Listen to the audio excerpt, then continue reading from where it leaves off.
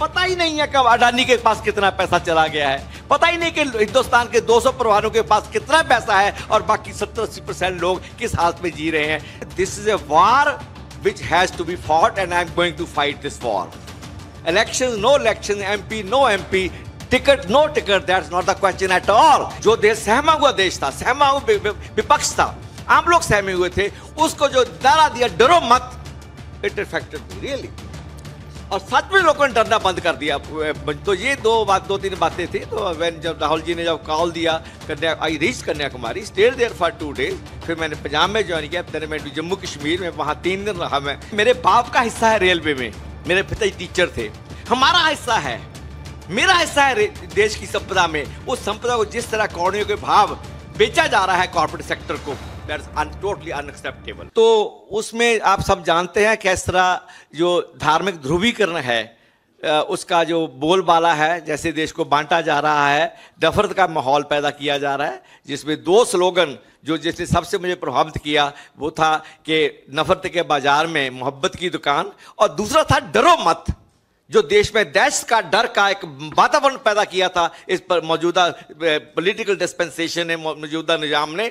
जो देश सहमा हुआ देश था, सहमा हुआ विपक्ष था, आम लोग सहमे हुए थे, उसको जो नारा दिया डरो मत, इट अफेक्टेड मी रियली। और सच में लोगों ने डरना बंद कर दिया मौजूदा सत्ता से। तो ये दो तीन बातें थी। तो जब राहुल जी ने जब कॉल दिया I reach Kanyakumari, stayed there for 2 days, फिर मैंने पंजाब में ज्वाइन किया, फिर मैं जम्मू कश्मीर में वहाँ 3 दिन रहा। मैं कश्मीर में I from start to end I was emotionally physically associated with Bharat Jodo Yatra and then Bharat Jodo Nyay Yatra again in different forms. So ये सारा कुछ एक थोड़ा प्रसंग है। तो देखो, एक तो मैंने पहले बोला है कि जो रिलीजियस पोलराइजेशन है, जो समाज को बांटने वाली है, देश को तोड़ने वाली है, that has to be fought. और मैं कहता हूं कि this is a war which has to be fought and I am going to fight this war. Election, no election, MP, no MP, ticket, no ticket, that's not the question at all. It was never from my childhood till date. ना ये आम आदमी party join करने के समय था और ना ये आज है। I want to make it clear to media people and to the Congress party also. Congress does not need me. I need Congress because I have something inside me which is burning every time कि देश किधर जा रहा है। मैं जब पैदा हुआ था, मैं किस हवा में पैदा हुआ था, और आज जो हवा है वो कैसी हवा देश में चल रही है। This is what Gandhi is. This is what Dharamveer is.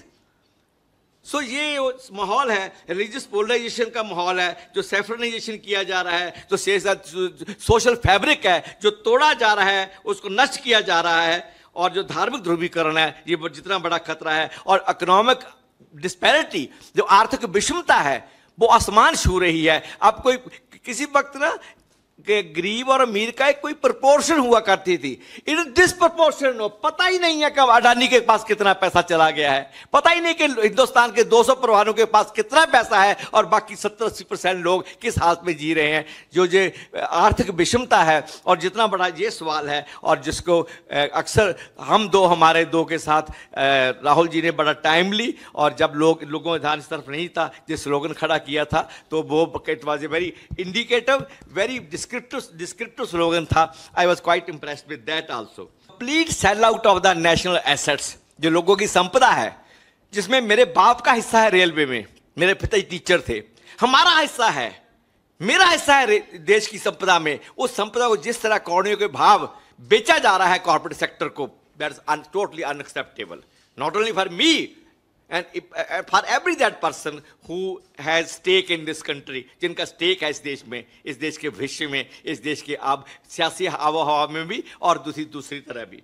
तो और ये पॉलिटिकल जो सेल आउट है, और वो एक मेरे लिए बड़ा मुद्दा है। और राजनीतिक तानाशाही, जो एक तानाशाही की जो देश में पैदा कर दिया है, जिसको राहुल जी ने डरो मत से उसको चैलेंज किया है, उसको डायरेक्शन दिया है, और जो देश का जो नैरेटिव है, पॉलिटिकल नैरेटिव है, भारत जोड़ो यात्रा के दौरान जो बदला है, और भारत जोड़ो न्याय यात्रा से उसको और एक पहले वो एक नैरेटिव बना, फिर उसको उसकी इकोनॉमिक जो एजेंडा है, जो इंसाफ की बात आई उसमें, तो ये सभी दोनों मिलकर भारत जोड़ो यात्रा पार्ट 1 एंड पार्ट 2 दोनों का एक ऐतिहासिक एक योगदान है देश के जो आज की मौजूदा हालत है उसके बदलने में।